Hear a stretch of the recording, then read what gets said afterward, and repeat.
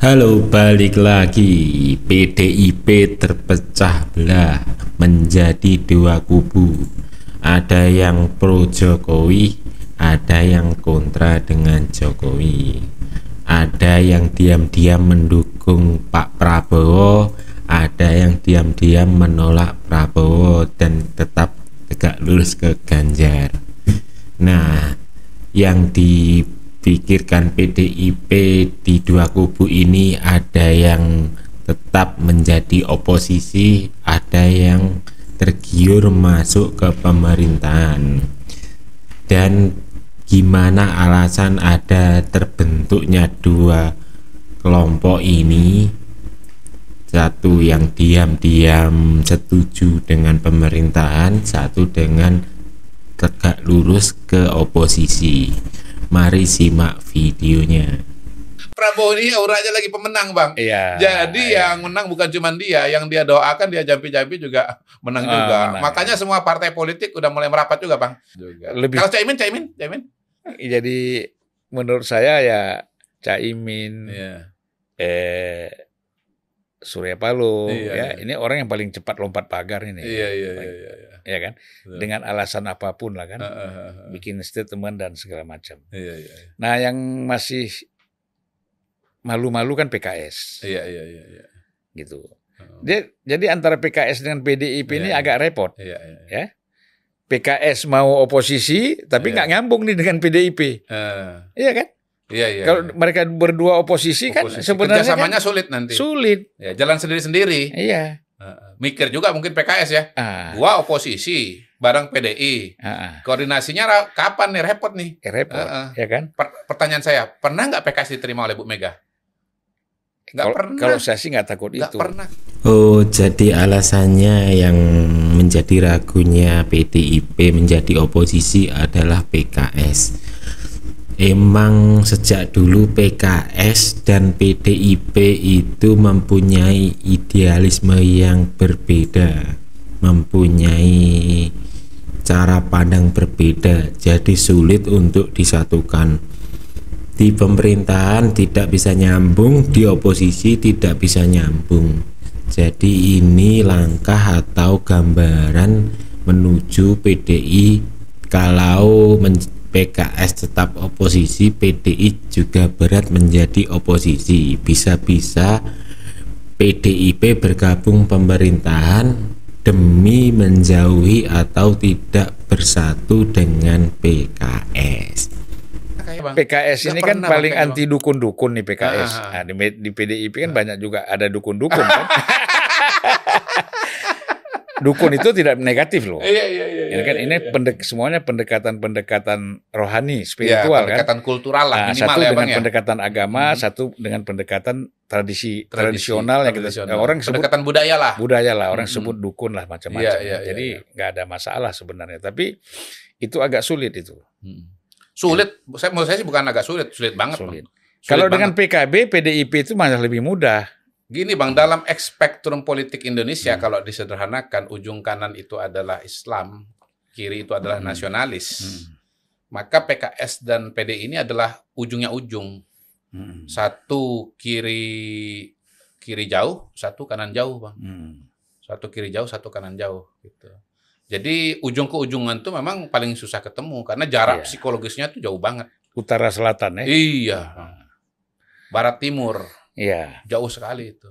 Jadi memang buat PKS pun kalau dia mau oposisi, ketika teman oposisinya PDI Perjuangan, dia juga nggak terlalu nyaman-nyaman banget. Mungkin dia akan lebih merasa feel at home kalau gabung dalam pemerintahan. Ya. Setidaknya dengan Pak Prabowo kan kawan lama, Bang. Satu itu. Buat PDIP menurut saya secara politik ya, kalau dia tidak gabung dalam pemerintahan, dia semakin menurun. Dalam pemilu yang akan datang lebih parah lagi. Karena begini. Oh enggak dong, Bang. Oh kenapa Abang dulu? Ya kalau dia oposisi kan. Kalau dia masuk dalam pemerintahan, ada kemungkinan dia bisa tetap mempertahankan sebagai partai pemenang. Tapi kalau dia tidak bergabung, ini bahaya sekali. Karena kan Prabowo incumbent. Terus? Di Indonesia ini kan incumbent, kecuali Ibu Mega yang kalah, ya kan?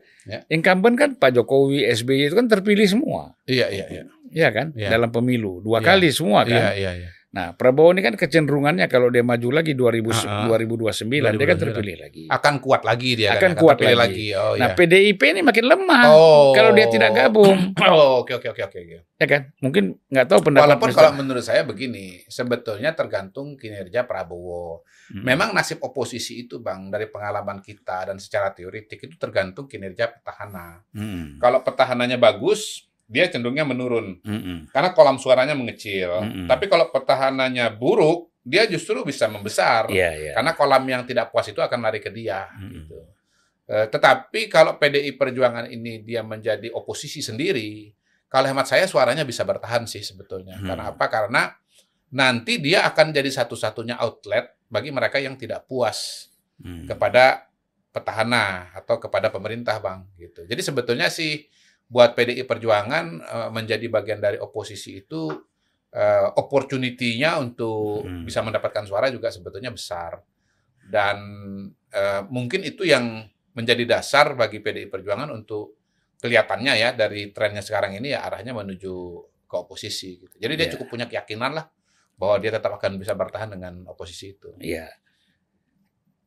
Tapi ya kita mengharapkan dia bergabung lah ya, karena kita kan bukan parlementer nih, kita kan presidensial kan, jadi. Tapi siapa dong berarti Bang oposisinya, Bang? Nggak usah lah, oposisi nggak usah ada oposisi. Tapi kali ini saya beda pendapat dengan Abang. Nah, kalau saya bilang oposisinya itu di parlemen saja. Oke. Makanya harus didudukkan posisi. Parlemen itu harus bisa mengkritisi. Jadi walaupun koalisinya Indonesia Maju, kan nggak mungkin mereka juga bisa ditinggalin rakyat loh. Kalau keputusan-keputusan antara pemerintah dengan DPR merugikan, rakyat kan akan menilai, ini koalisi ini nggak benar nih.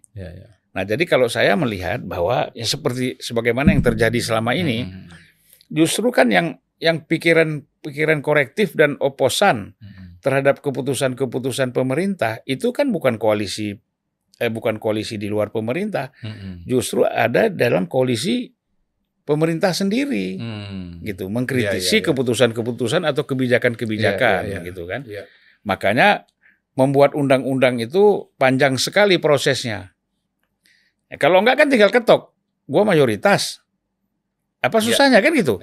Kan gini, koalisi pemerintah Pak Jokowi bisa 70%, 80% malah sekarang. 80%, ya kan?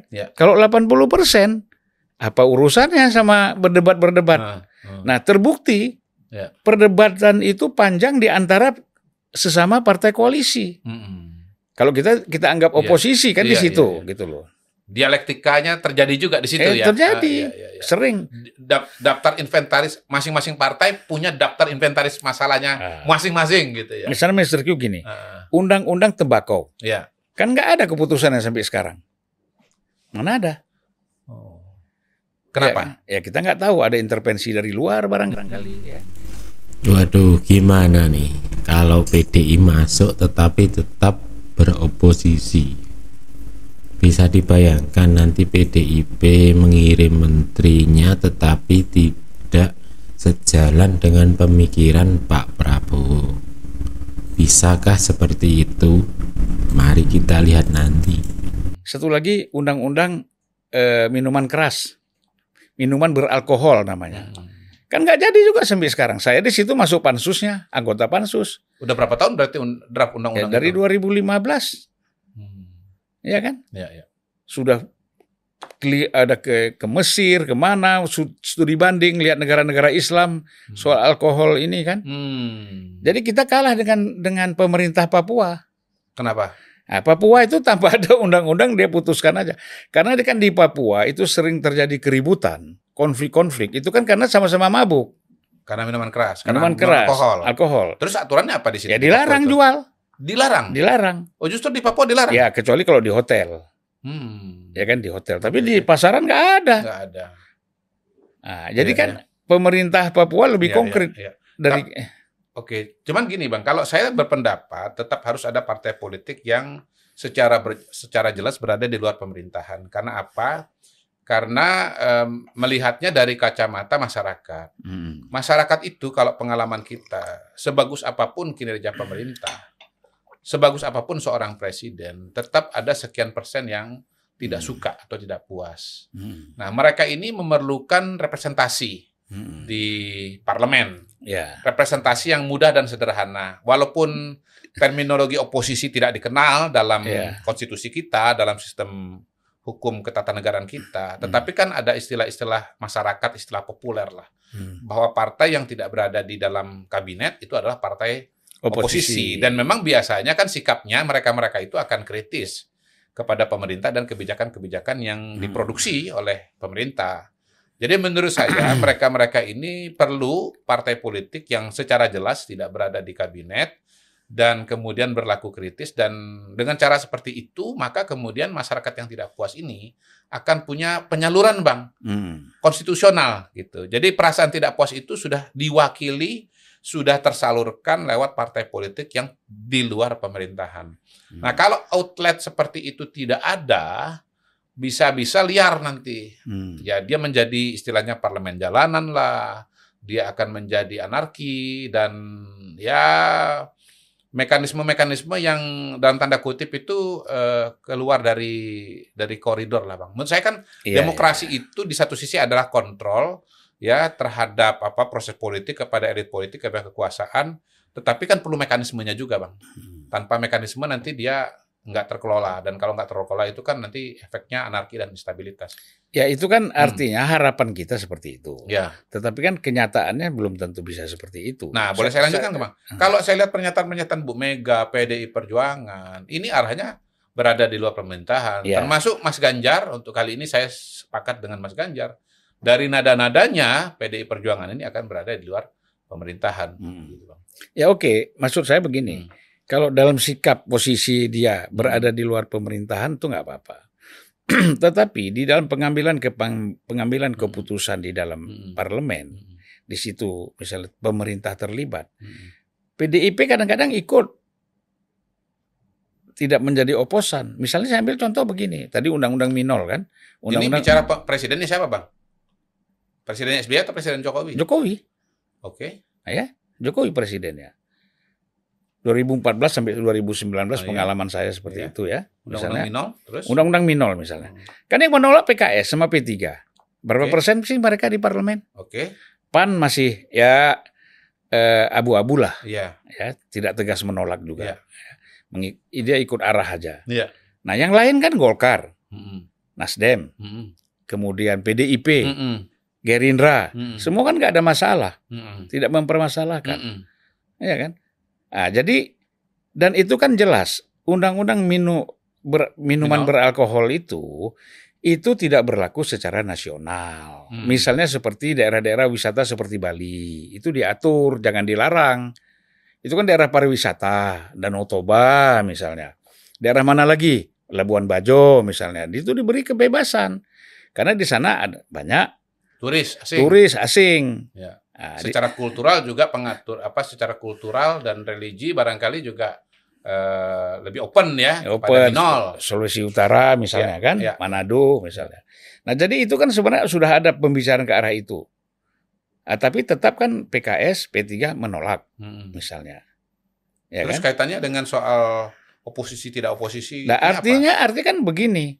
Kalau kita perhatikan, berada di dalam pemerintahan pun, koalisi besar ini tidak berani mengambil keputusan melawan dua partai yang menolak. Yang sebetulnya minoritas. Minoritas, iya. Nah, nanti PDIP misalnya, dia sekarang tidak ada dalam pemerintahan. Tetapi di DPR kan dia bisa mengikuti arah pemerintah. Tidak selalu dia menolak. Nah, dulu kan pernah, saya lupa tuh undang-undang apa yang Gerindra, PAN, sama Demokrat itu kan menolak tuh 3 partai. Keputusan apa itu? Saya agak lupa ya. Ada pokoknya 3 partai ini menolak, nanti bisa dicari itu. Nah, kalau itu firm itu yang seperti itu. Nah, kita kan mengharapkan kalau tidak ada di dalam pemerintahan, itu memang harus tegas itu menolak keputusan-keputusan pemerintah yang memang sangat merugikan. Gitu. Ini yang kadang-kadang kan jadi terjadi inkonsistensi gitu loh. Harapan kita kan seperti Mr. Q bilang tadi, ya, bahwa ini kan menjadi saluran. Mm-mm. Nah, tapi kadang-kadang kan bisa mampet juga ini saluran kan, gitu. Nah, kita lihatlah nanti ya dengan kasus pemilu seperti ini, kekecewaan PDIP yang luar biasa, ya, termasuk capresnya. Ya kita lihat apakah mereka itu bisa memelihara ini nggak. Nah, kalau nggak bisa kan akhirnya. Ini itu apa, Bang? Nah, kekecewaan PDIP terhadap Presiden Jokowi dan Gibran yang keluar dan memilih mendukung atau merapat ke Pak Prabowo ini bisa disimpan atau enggak, atau tergiur masuk ke pemerintahan. Ini dipertanyakan konsistennya PDIP bisa kuat menjadi oposisi atau masuk pemerintahan. Bagaimana video selanjutnya? Ya, jalannya, Jalan oposisi ini. jalan oposisinya, sikap-sikap politiknya. Ya. Ya kalau sekarang mereka ngeritik segala macam ya kan, nanti apakah sama? Ya. Soalnya begini, perilaku anggota parlemen Ya. kadang-kadang dengan keputusan partai itu banyak yang berbeda kan. Khususnya untuk PDI Perjuangan. Semuanya, semua partai Semua begitu, partai. semua partai begitu. Nah, Contoh ya, kasus yang nyata. ya kalau contoh kasus yang nyata ya, itulah misalnya partai memutuskan ya, saya itu mengalami, partai memutuskan kita harus menerima holding BUMN, Pertamina. Saya menolak. Walaupun partai mendukung. Partainya PDI Perjuangan. Bukan, partainya Nasdem. Nasdem. Oh, oke. Nah, saya mendukung. Ini episode Nasdem. Ya, Terus? saya menolak. Ya. Kenapa menolak? Ya, kemudian ketua umum kan nelpon Pak Surya Paloh. Telepon, ada apa Bang? Saya bilang, itu masalah Pertamina bagaimana? Oh, kenapa rupanya? Saya bilang. Sikap kau menolak, saya tolak. Saya bilang. Dasarnya apa kau tolak? Ya ini kan undang-undangnya harus dibereskan dulu dong. Jangan mereka bohongin presiden dong. Kan aturannya kan soal holding ini kan harus dibicarakan dulu. Iya kan? Gitu. Masa mau bikin holding aturannya belum ada. Satu, kedua DPR hanya disuruh stempel aja, stamp. Kan bukan begitu. Sebelum dia bikin holding, dialog dulu dengan DPR rencananya apa segala macam. Ya tapi abang mungkin cuma satu orang saja. Berapa orang teman abang waktu itu? Ya, begini, artinya kan mereka nggak berani ngomong aja, tapi kan sikapnya kan sama. Ini kan sama sikapnya, tapi nggak berani ngomong aja. Saya punya contohnya bang, makanya sebut PDI Perjuangan itu. Hak angket kecurangan pemilu 2024 ini. Partainya kayaknya memerintahkan hak angket. Parlemennya ngerem, Mbak Puan. Nah, itu bisa terjadi kalau DPP, kalau partai politik itu memiliki dua faksi besar, ya. Nah, ini dari PDIP mempunyai dua kubu. Yang kemarin ngeyel untuk mengajukan hak angket, tetapi ternyata dari kubu PDIP sendiri yang menolak, yaitu Mbak Puan. Waduh, PDIP terpecah belah gini ya. Kalau satu besar satu kecil ya otomatis yang kecil kan kalah. Ini ada dua faksi besar di PDI Perjuangan ini. Ini kan Dewan Kolonel lawan Dewan Mayor. Yang mayor siapa? Yang satu lagi, kalau kolonel kan jelas. Mbak Puan. Mayor Hasto CS lah berarti. Kalau kenapa namanya mayor bang? Dari mana istilah mayor? Ya karena kalau Dewan Kolonel kan memang mereka menamakan Dewan Kolonel. Nah, ini kita istilahkan aja karena kan keputusannya sering kalah kan. Iya. Kalau dihadapkan mayor sama kolonel kan mayornya kalah. Iya. Ini terjadi perpecahan antara Mbak Puan yang disebut Dewan Kolonel dan Pak Hasto yang disebut sebagai mayor. Ya betul, itu menarik ya. Ya soal angket itu kan misalnya kan ini kan yang kolonel yang menang Dewan Kolonel. Kolonel versus Dewan Mayor. Mayor kan kalah. Oh, oke. Ya kan dari tingkat jabatan dan pangkat kan gitu. Oke. Ya. Jadi kelihatan kalau menurut abang nanti soal oposisi ini akan menang Dewan Kolonel atau Dewan Mayor? Makanya kalau Dewan Kolonel itu kan nggak kepingin oposisi, ya kan? Ya, ya. Mayor ini yang Dewan Mayor ini yang mau oposisi, ya kan gitu. Oke. Nah tapi kan, Jadi PDI Perjuangan ini ke depan nanti itu seperti terbelah dua ya, partainya oposisi, tapi kemudian di parlemennya nggak oposisi. nggak oposisi, ya itulah problem yang kita dari dulu kan begitu, ya kan? Nah jadi kalau kita lihat langkah-langkah yang diambil satu sisi oleh Mbak Puan CS ya, ini kan lebih koordinatif, ya lebih koordinatif Ya. dengan presiden terpilih sekarang. Ya. Ya otomatis juga dengan Pak Jokowi. Iya. Nah, sementara di sini satu sisi Hasto ini kan menyerang terus, Iya, betul. ya kan? Betul. Ganjar Mahfud yang udah slow, udah tenang, Slow, nah, ya, dia nyerang terus. kemenangan dia nyerang Ini terus. agenda sendiri nih.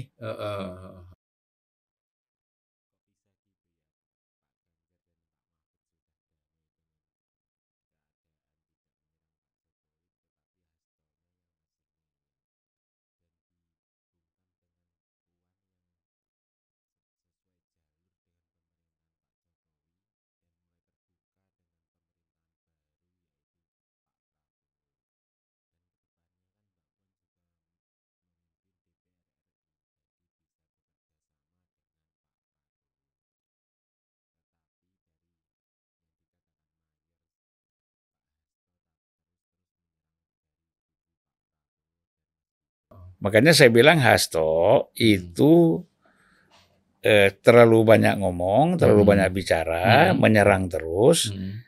Ya akhirnya kan dia yang berpesta itu kan. Dia yang berpesta, dia yang harus cuci piring dong. Iya. Dia yang bikin pesta, dia yang harus cuci piring. Jangan ajak orang lain rame-rame cuci piring. Iya. Tapi balik lagi Bang ya, kita ke Wayan Koster ya. Menurut saya Wayan Koster dan Ganjar Pranowo itu bisa jadi contoh yang sangat baik loh. Kalau ngikutin keputusannya atau sikapnya Sekjen, ujung-ujungnya masuk jurang Bang. Iya. Ya kan Ganjar kalah, angka cuma 16,5%. Iya. Wayan Koster sekarang juga stres. Kalau maju lagi takut kalah, kan sampai harus minta maaf. Menurut saya pernyataan Koster itu penting sekali loh. Iya. Pernyataan Wayan Koster itu kan seperti mengatakan ya saya salah ikut Sekjen gitu. Dan terakhir menurut saya ada blunder paling besar dari PDI Perjuangan Bang, yaitu dengan mengatakan bahwa ya Pak Jokowi dan Mas Gibran bukan PDI Perjuangan lagi. Menurut saya itu adalah pernyataan paling blunder paling besar ya. Karena kenapa begitu? Karena Pak Jokowi ini sampai dengan hari ini itu ya masih tokoh yang sangat populer di Indonesia. Ada survei dari indikator politik yang menunjukkan tingkat kepuasan kepada Pak Jokowi masih 77,5%. Iya. Masih sangat banyak sekali pengikutnya Pak Jokowi ini. Nah, Jadi biang kerok dari PDIP itu Pak Hasto yang membuat Pak Ganjar merosot dan sebagainya, suara PDIP menurun. Nah, yang kedua ya Mas Gibran. Ya. Mas Gibran ini kan orang muda, anak muda, mendatangkan pemilih muda. Ya. Kedepannya dia akan wapres 2 kali. Kemudian bisa jadi presiden, potensial jadi presiden 2 kali juga. Artinya sebagai tokoh yang mewakili anak muda dan punya jabatan tinggi, tentunya kan menjadi magnet. Ya. Jadi ini istilah saya itu angsa bertelur emas, Bang. Nah ini dilepas semua gitu oleh PDI Perjuangan. Dan bukti bahwa ini adalah langkah yang salah, itu Golkar itu nggak nunggu 1 jam kayaknya itu, udah keluar pernyataan. Jokowi dan Gibran adalah keluarga besar Partai Golkar. Termasuk juga menantu di itu siapa di Medan. Bobby ya. Juga kan Golkar juga dirangkul menerima. sebagai calon gubernur ya. Ya. Ya jadi ya menarik sih melihat sikap PDI Perjuangan ke depan ini dan langkah-langkah politiknya. Sampai sejauh ini kan kalau kita lihat yang diambil itu salah langkah. Kalau istilah saya dengan teman-teman di Total Politik itu ibarat balapan mobil rally Dakar. Ini teman-teman di PDI Perjuangan ini nyampainya di Kairo, bukan di Dakar gitu. Nah, tapi kemudian menyalahkan supir-supir yang lain. Kok dia sampai di Kairo lah? Dia yang nyetir sendiri kok bagaimana? Dia yang nyasar sendiri, masa yang disalahin mobil yang lain? Yang lain sampai di Dakar. Paris Dakar. Paris Dakar bang. Gitu. Sekarang namanya bukan Paris Dakar lagi ya? Apa dong bang? Oh Dakar Rally udah nggak pakai Paris lagi ya? Iya. Garis startnya dari mana? Nggak mungkin. Ya. Kalau di Amerika Selatan kan benua yang berbeda. Coba Kalau cek Paris Dakar itu kan dari Eropa menuju ke Afrika. Iya. Itu bang. Jadi melintasi menuju Afrika. Cuman namanya bukan Paris Dakar lagi sekarang. Tapi kan begini bang, ini sekadar ilustrasi aja. Kita kan nggak fokus kepada Ya. acara lombanya. Ya. Cuman ilustrasi aja yang sudah dikenal oleh orang. Kenapa Rally Paris Dakar itu sangat terkenal? Karena waktunya panjang. Ya. Tantangannya sangat besar, medannya sangat berat gitu. Saking beratnya medan, ya kita bukan bicara pemenang. Kalau lu nggak bisa baca peta, lu salah strategi, lu nggak nyampe ke Dakar, nyasar ke Kairo gitu. Nyasar masuk lubang. Nyasar masuk lubang, ya kecelakaan, Ketimbun pasir. ya kan, kecelakaan, ya kan, bisa mengalami injury, gitu bang. Ya. Itu ilustrasi yang. Nah saya lihat ini setelah nyampe di Kairo ya bukannya kemudian oh iya kita salah baca peta ya, ini malah bablas. Nah balik lagi kalau teman-teman Total Politik ini nyasarnya bukan lagi ke Kairo, mental jauh sampai Korea. Tanda-tandanya ini makin mental ke Korea ini bang. Mending kalau Korea. Kemana bang? Masih ada jalan darat. Kalau ke Indonesia masuk ke laut. Masuk laut. Ya jadi Paris Jakarta dong bang. Ya. Jadi kalau Golkar itu dalam bermain politik cerdas ya. Iya. Mereka ahli betul lah. Ini kan bukan persoalan politik, ini kan bukan persoalan nekat-nekatan. Ya kan? Ya. Politik ini kan bukan persoalan berani atau enggak. Maksud abang partai yang satu lagi itu karena nekat-nekatan gitu. Nekat, berani atau tidak kan gitu. Politik ini antara pinter sama bodoh aja. Gimana bang? Coba. Jadi Golkar ini pinter. Mau orang bilang Jokowi apapun dijelekin orang, Gibran kayak si terus menantu di siapa namanya, yang di Medan ini, Bobby dan lain-lain. Buat kita yang penting kita kan menang. Dia lihat fakta dan realita, masyarakat mendukung Pak Jokowi toh. Iya. Sama saja orang ngeritik PSSI, ada sebagian orang, wah ini kan kita kan sekarang banyak pemain-pemain dari luar. Iya kan? Ya kan? Nyatanya menang. Kita kan mau menang. Kita berpuluh-puluh tahun pakai yang lokal nggak bisa menang. Kita ambil dari Belgia, dari Italia. Berebut bola dengan pemain lawan kalah karena posturnya kalah jauh. Lawan Saudi 4-0 atau 7-0, pokoknya besar lah kita. Belakangan bang, di titik nadirnya kita itu Indonesia lawan Timur Leste aja kita kalah bang. Kalah. Lawan Laos bang, kalah juga bang. Belum lagi lawan Jahe bang. Ya. Tapi kan sekarang gagah banget. Australia kalah. Erik tuh ambil keputusan. Iya. Kita ambil aja orang-orang kita yang sekarang main di Italia, di mana, main di Belanda. Apa namanya, naturalisasi. Di Belanda, Belgia, Italia, semua tarik aja. Iya. Dan buktinya hebat dan menang. Iya. Gitu kan? Itu namanya cerdas. Pinter. Itu penting itu. Namanya cerdas itu. Penting itu bang. Kalau nggak cerdas kan kacau. Iya. Makanya politik itu antara cerdas dan bodoh aja. Sama halnya sepak bola. Sama, cerdas dan bodoh. Mau pakai terus nasionalisme. Modal nekat atau modal otak. Aduh. Ya kita nggak bisa pungkiri bang. Memang sebagian pemain kita punya skill yang bagus. Tetapi kan sudah bertahun-tahun kita mau dapat tim yang komplit nggak bisa. Nah, puzzle yang hilang itu ya kita harus ambil dari saudara-saudara kita yang memang lahir dan mungkin besar di negara lain, begitu ya, dengan iklim sepak bola, dengan tradisi sepak bola yang jauh lebih mapan dibandingkan dengan kita, dengan pembinaan lebih mapan daripada negara. Seperti misalnya Belanda kan begitu kan, itu salah satu negara dengan tradisi sepak bola yang sangat mapan, ya, dengan klub-klub juga yang sangat terkenal dengan pembinaan pemain mudanya, gitu bang. Dan dari situlah kemudian kita dapat orang-orang yang punya skill sepak bola yang baik, stamina juga baik, dan karena itu postur juga bagus, sehingga semua modal-modal pokok bermain sepak bola itu sudah terpenuhi, Bang. Gitu. Sisanya kan strategi, mentalitas, daya juang kan begitu. Nah, itulah yang tinggal dipompa. Tapi kalau semangat juangnya setinggi apapun, posturnya sudah kalah. Skillnya, basic skillnya nggak memadai. Mau nendang ke kiri, larinya ke kanan. Mau nendang ke bawah kolong paha orang yang masuk kepalanya dia. Gimana mau menang, Bang? Tapi makanya nih saya kira juga faktor Sintayong ini penting ya. Artinya kan dia tidak pernah mempersoalkan adanya naturalisasi. Ya kan? Dia tahu bahwa karena Sintayong ini juga kan agak terbuang di Korea Selatan kan. Nah, dia ingin membuktikan nih. Ya kan? Gua bisa nih pegang Indonesia dan bisa maju. Gua kalahin Korea.